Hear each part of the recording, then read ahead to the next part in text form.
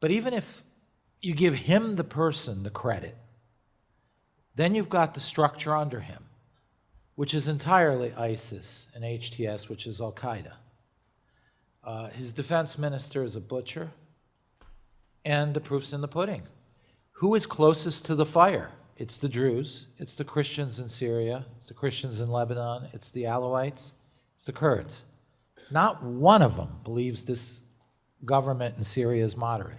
Not one of them is giving up their weapons.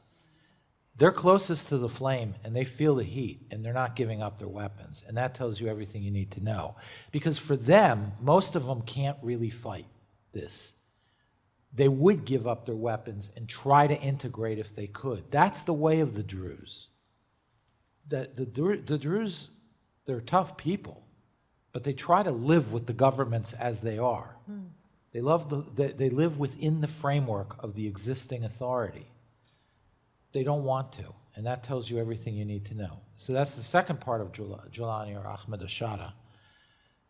The third part is, even if he wanted to be moderate and his movement was moderating, you put an Arab Islamist government in Damascus, you've basically released the Kraken. It is where the Umayyad Caliphate began, the true, pure faith. That is when you hear Salaf or the first generations of pure Muslims. That is the pure dynasty, the first dynasty, starting with with Muawiyah, who was the third caliph's cousin. So we're talking the first few years of Islam, the civil war before it went, and so forth. So you plant this in Damascus, you have signaled that the purity of Islam has returned to the seat of its birth. Not Mecca, Damascus. And that evokes across the region, even if those in Damascus don't want that, it evokes across the region a fervor, a feeling that finally Allah has graced the Muslims with purity, or the Muslims have become pure enough that now Allah has graced them, the return to the Umayyad Caliphate and the expansion. So there is an emotive symbolism to returning to Damascus, an Islamic government that is electric across the region. I just read this morning the Israelis are seeing a sudden rise among ISIS and Al-Qaeda in the Galilee and also in Nablus and in Tulkarm. And they're all saying because the Umayyads are back.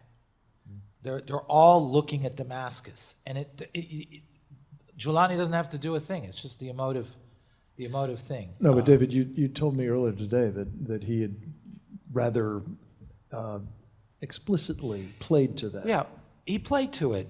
Where was the first place when he arrived in Damascus he went to? He went to the Umayyad Mosque. And there he gave a speech from the pulpit that Muawiyah, the founder of the Umayyad Caliphate, gave his speech from to declare the Umayyad Caliphate. So he deliberately went there and deliberately spoke from the pulpit to deliberately tie the parallel to the rise of the Umayyad Caliphate. So again, you can give him a lot of benefit of doubt, but his behavior doesn't suggest it's warranted, number one. Number two, the actions on the ground tell you it's not warranted. Three, all those surrounding this flame are terrified and know it. And then four, even if it was, and you give them the benefit of the doubt, there's a fire that's been lit regionally by this, and it's very dangerous.